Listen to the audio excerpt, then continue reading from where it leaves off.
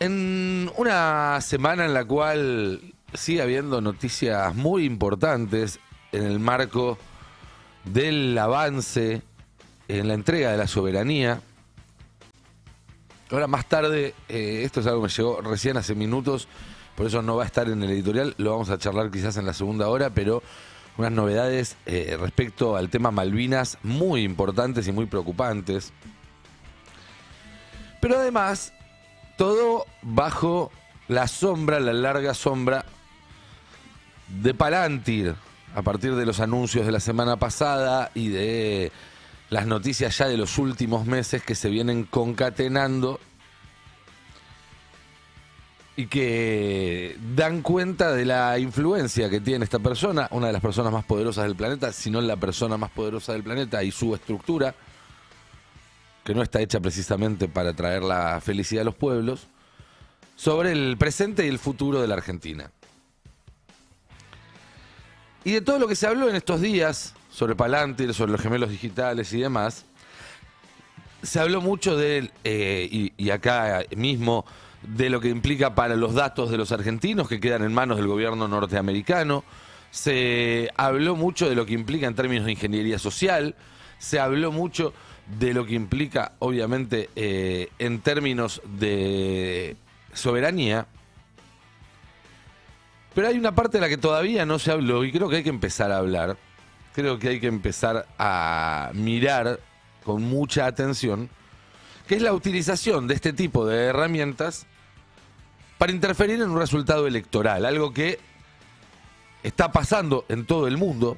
La verdad que la Argentina, por suerte, no ha sido hasta ahora en elecciones presidenciales un tema de agenda.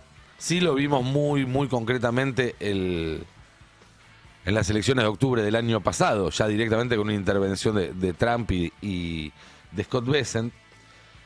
Pero en 2016, por ejemplo, en Estados Unidos hubo una investigación muy fuerte respecto a la interferencia rusa en las elecciones, que, según decían los demócratas, fue lo que permitió que ganara Donald Trump.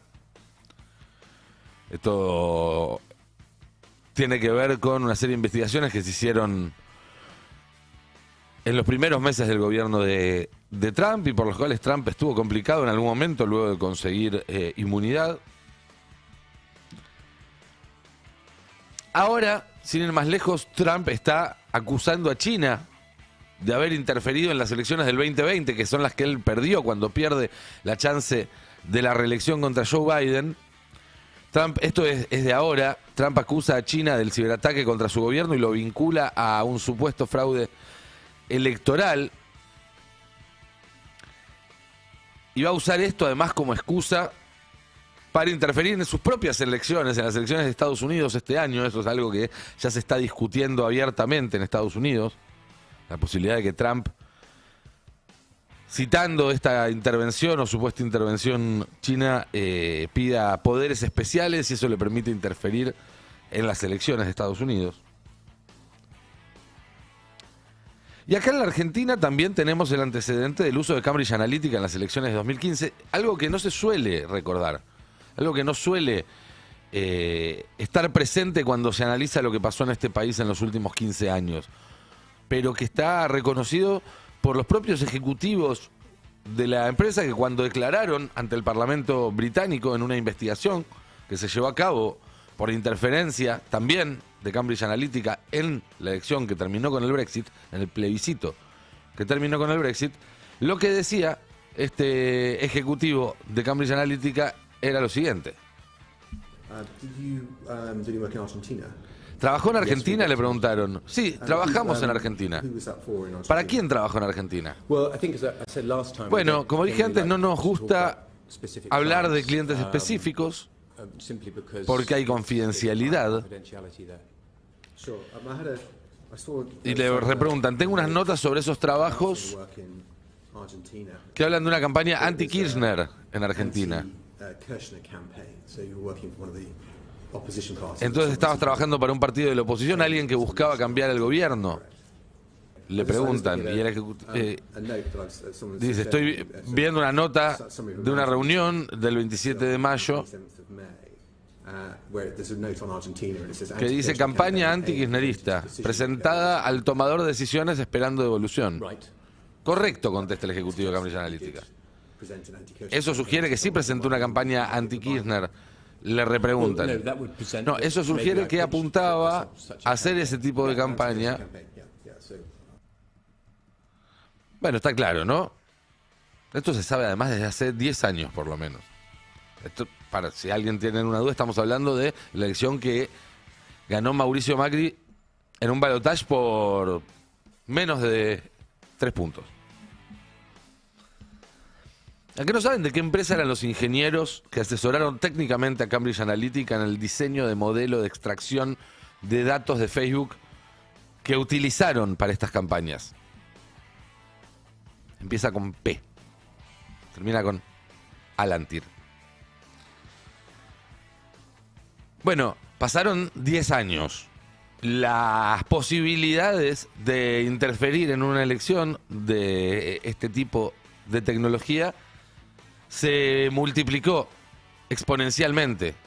Creció de forma brutal. Imagínense la cantidad de datos que se procesaban hace 10 años y lo que se procesan ahora. Imagínense la complejidad de los algoritmos que había hace 10 años y de las que hay ahora. Y uno se pregunta, y hace bien en preguntarse, y me parece que es una de las preguntas más importantes que podemos hacernos en este momento.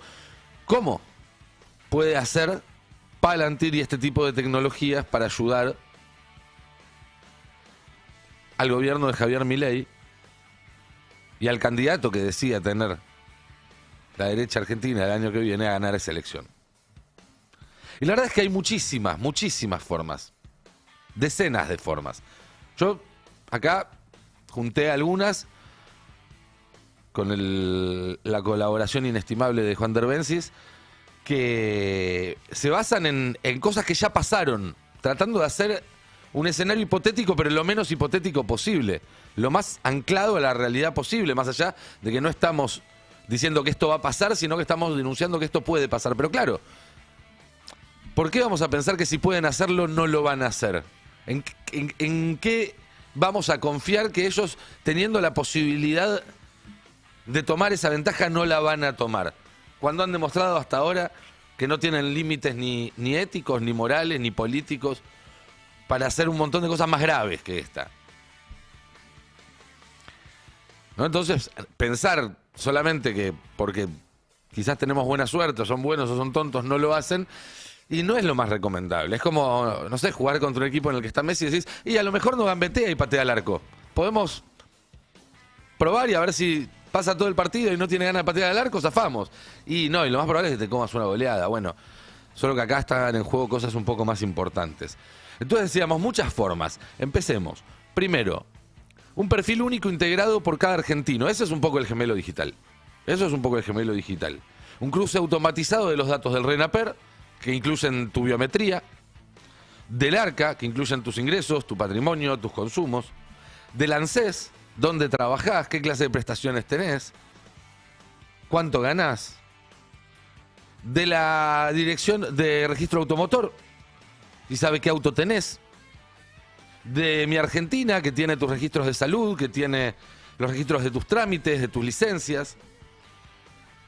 Eso se puede cruzar con el padrón electoral. Eso se puede cruzar con datos privados, comerciales, que se hayan filtrado o que hayan comprado de alguna de las tantas bases de datos que hay dando vuelta. Y además se puede procesar con la información que está en las redes sociales. Información pública en el sentido de que es de libre acceso y que estas plataformas pueden extraer. El resultado es un dossier en vivo de cada ciudadano, actualizado en tiempo real, que podés buscar, que podés filtrar por grupos. Toda esa información ya está, esas bases de datos están. Lo que falta es el sistema que permite interoperarlas, que permita cruzarlas. Y eso es exactamente lo que ofrece la empresa de Peter Thiel. Algo que usaron, por ejemplo, en enero de este año en Michigan, ¿se acuerdan? En las redadas anti-inmigrantes del ICE, utilizando incluso información de la CIA. Información de la CIA para detectar, es decir, cruzaban todas las bases de datos, incluyendo la de los servicios de inteligencia, para utilizar hacer este tipo de targeting de objetivo individualizado.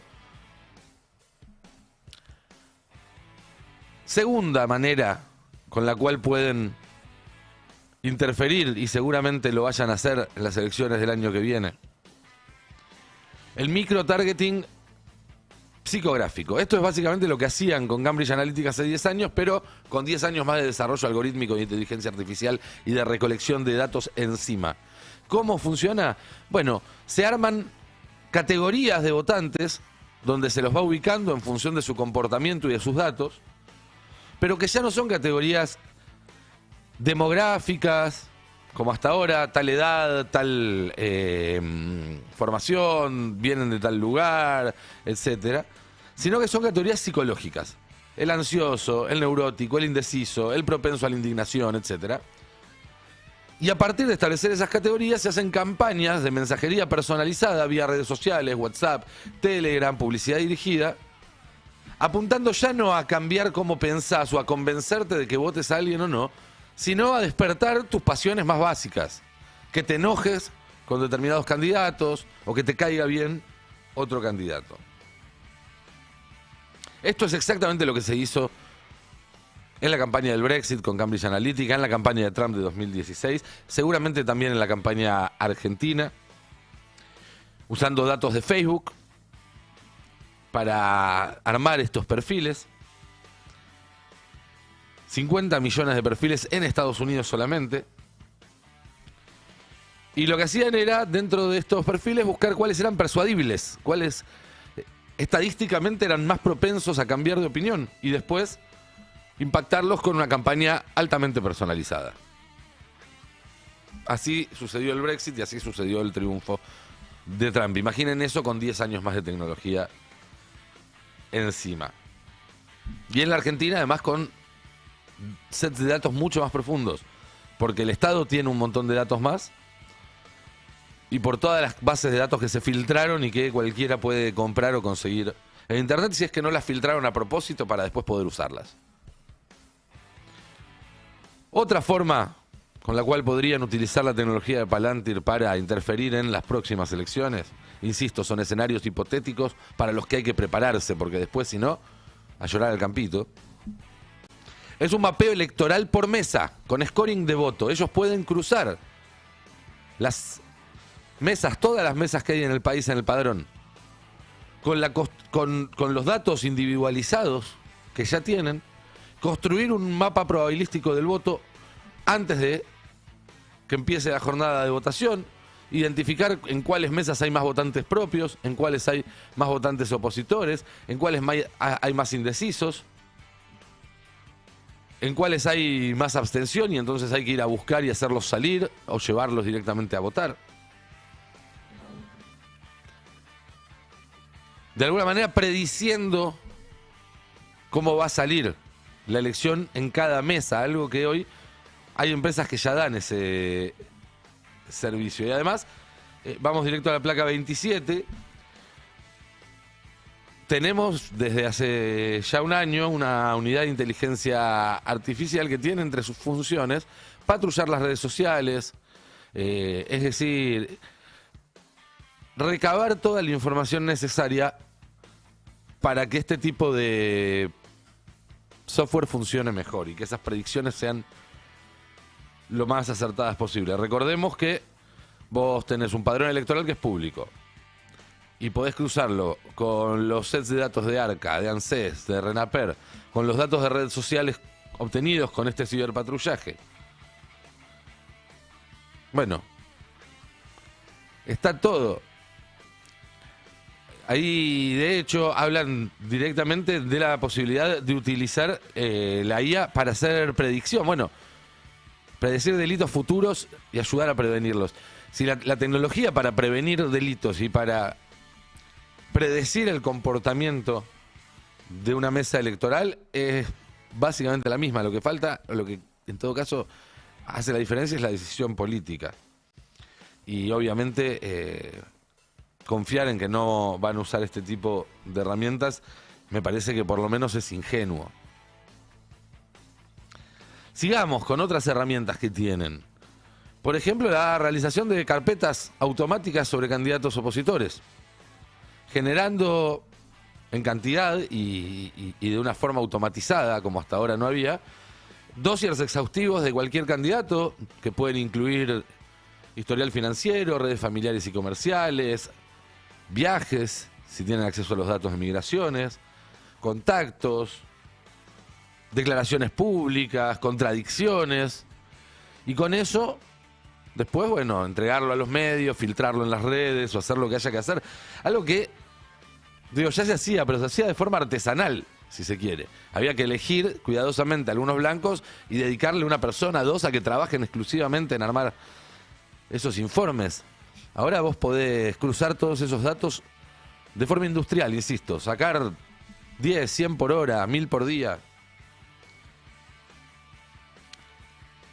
Algo que ya hizo este gobierno, algo que hizo el gobierno anterior, pero que se puede hacer de a lotes ahora, de forma industrializada. Otra cosa que pueden hacer utilizando Palantir, esto es interesante. Pueden vigilar y mapear las fuentes periodísticas que filtran información, por ejemplo. ¿No? Porque si vos ya tenés identificado en el mapita en vivo cada puntito, el gemelo digital, y tenés acceso, por ejemplo, a datos de GPS del teléfono o a las células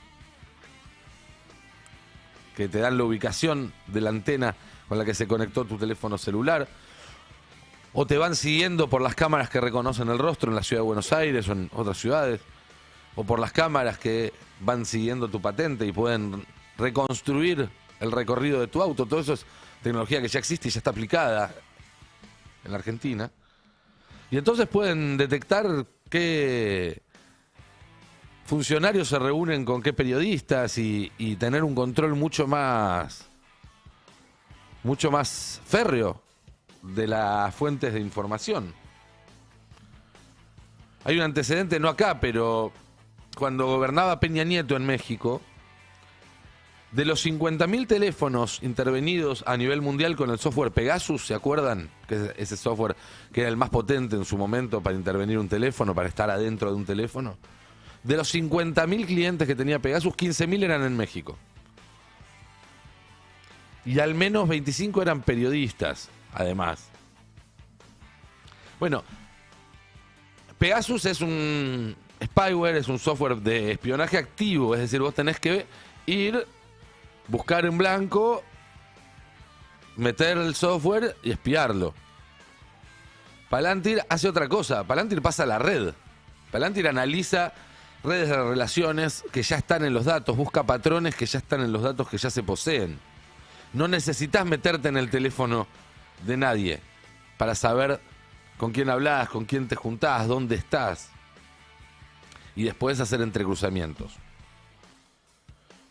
Todo esto además con un soporte humano que, a partir de el decreto de reforma de la CIE de diciembre del año pasado, también permite infiltrarse y demás. Bueno, ahí tenés otra herramienta. 7. Dirigentes políticos. Y eso permite que detectes cualquier irregularidad sin tener que tener una pista anterior o dedicar horas hombre justamente a hacer ese rastrillaje.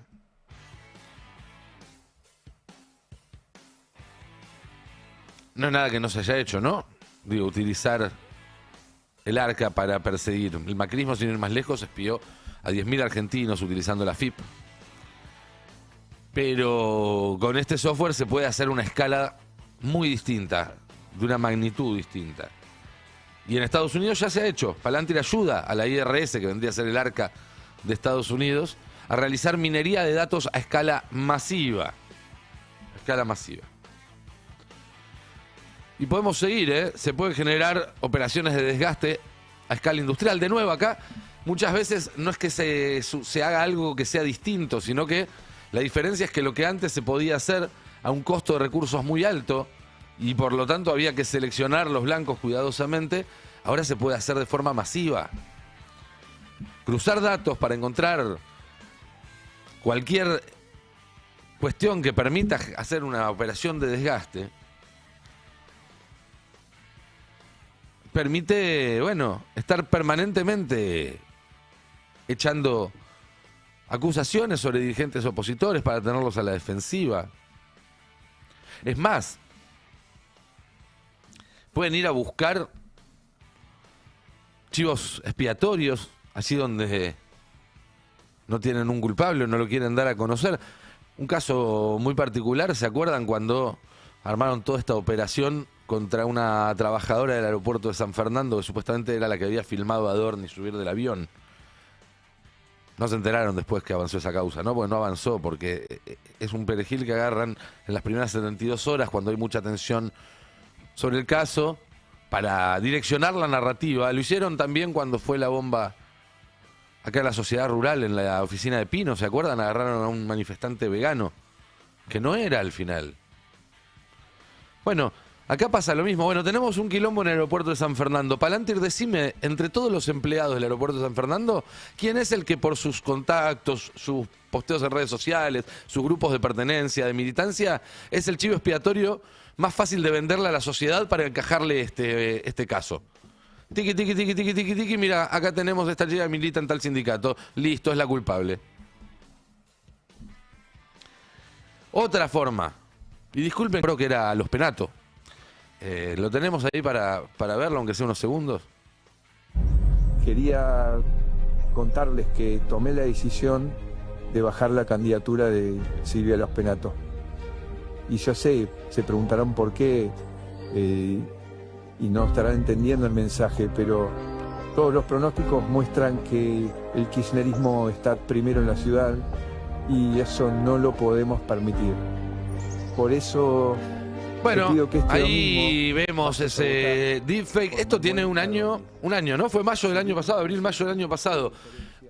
Hoy les puedo asegurar que es mucho más difícil darse cuenta y es mucho más fácil hacerlo. Antes vos necesitabas quizás 2 o 3 personas laburando un rato largo y todo. Hoy una cosa así se hace, podés hacer de a decenas, de a cientos. En un call center vos podés estar despachando 100 de estos por día. Pero además, a través de Palantir y de la segmentación de datos y de los clústeres y de el gemelo digital, en vez de lanzarlos a circular masivamente, lo que hace también que se quemen más rápido, porque se empieza a denunciar más rápido que son falsos, los pueden mandar quirúrgicamente a poblaciones que sepan que es más difícil que se den cuenta si son falsos o no y que son más propensos a que eso afecte su voto. Y al hacerlo quirúrgicamente, tarda mucho más en llegar la desmentida, porque tarda mucho más en detectarse que si lo sube el Buni o el Gordo Dan a Twitter, que automáticamente sale alguien a decir, che, eso es falso. Otra cosa que pueden hacer, crear operaciones de falsa bandera con identidades sintéticas, con identidades falsas. Crear perfiles, ya están creados, ya están plantados, para que cuando salgan a la luz tengan un año, 2, 3 años de continuidad para hacerlos más creíbles, que se infiltran en espacios opositores, en grupos de WhatsApp, en foros, en asambleas digitales, con identidades sintéticas, con perfiles construidos por IA. Hoy se puede generar hasta la voz de una persona. Y eso, bueno, les sirve obviamente para recabar información, para meter quilombo y hacer conflictos, para exponer información comprometedora, etcétera. Y esto, obviamente, se pega con los agentes digitales encubiertos que creó Bullrich y demás. Una ley que incluso les permite seguir utilizando la identidad falsa una vez que concluyó la operación, para darle justamente esa continuidad. Otra cosa que puede llegar a pasar, y no sé si no pasó en octubre del año pasado, porque esto que voy a describir se parece mucho a lo que pasó en octubre del año pasado, es utilizar una predicción del resultado en tiempo real para hacer una manipulación informativa post-conteo. ¿Cómo haces? Bueno, utilizando una serie de datos y de algoritmos, lográs indicadores de boca de urna mucho más precisos que los de las consultoras tradicionales.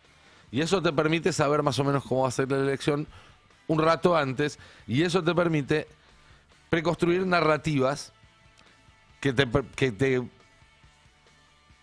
hagan pesar en la noche electoral y en los días posteriores distinto. Y pasó la última elección, donde el gobierno, ¿se acuerdan que salió a instalar que habían ganado 45 a 25, una cosa así? Lo que hacían era restarle una cantidad de votos al peronismo, al que dividían en dos ofertas de forma artificial, y al mismo tiempo se quedaron con un 45 que daba el conteo a las 9 en punto, que fue a la hora que salieron, cuando en realidad terminó bajando. El resultado final terminó siendo una diferencia no de 20 puntos, sino de menos de 10, si no me equivoco.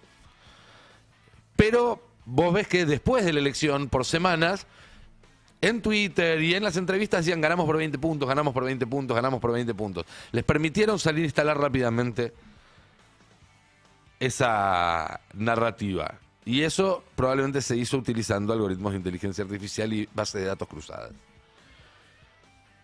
Y otra forma, para ir redondeando, aunque en realidad, insisto, son algunas, seguramente hay gente que conoce más el tema que yo y que se le pueden ocurrir maldades bastante más sofisticadas, que tiene que ver con el doxing de militantes, digamos, utilizar estos datos personales directamente para ir a apretar militantes, dirigentes y demás y disuadirlos de participar de la campaña, disuadirlos de hablar en público, etcétera. ¿Y por qué me parece importante hablar de esto ahora? Me dirán, pero esto no pasó, Nicolás, estás inventando cosas que podrían llegar a pasar. Sí, bueno, una vez que haya pasado va a ser demasiado tarde. Una vez que haya pasado va a ser demasiado tarde. Y los antecedentes no son los mejores, digo, si uno quisiera ser bien pensado. Porque Trump primero denunció fraude cuando perdió en el 2020 y después trató de dar un golpe de Estado. Porque Bolsonaro primero denunció fraude y después trató de dar un golpe de Estado. Las denuncias de fraude, además, como parte de operaciones muy aceitadas y muy complejas. No era simplemente salir a tuitear fraude, fraude. No, no, no. Hubo operaciones montadas alrededor de eso. Ya pasó, entonces. Va a volver a pasar. Trump va a intervenir en las elecciones en su propio país este año. Probablemente lo veamos en Colombia en los próximos días. Lo vamos a ver de cara a las elecciones de Brasil en octubre. Y lo que tenemos que entender también es que en esta época en la cual está tan en cuestión la democracia, cuando personas como Peter Thiel le dicen a Milei que está preocupado en cómo mantener el rumbo, cuando el Círculo Rojo publica editoriales o da notas a través de sus voceros diciendo que bueno, que Milei quizás no es la persona ideal, pero que hay que mantener el rumbo. Cuando surgen incluso desde espacios supuestamente opositores, personas que piden cuidar el rumbo, tenemos que tener perfectamente claro que en esta época y para esta gente, cuidar el rumbo también es cuidarlo de la voluntad popular. Cuidarlo de que algo tan pequeño como el voto de 50 millones de argentinos o de la proporción de la población que está habilitada para votar, se interponga con sus planes. Porque pueden hacerlo, ya lo hicieron, van a volver a hacerlo, y no prepararse para eso sería directamente estúpido.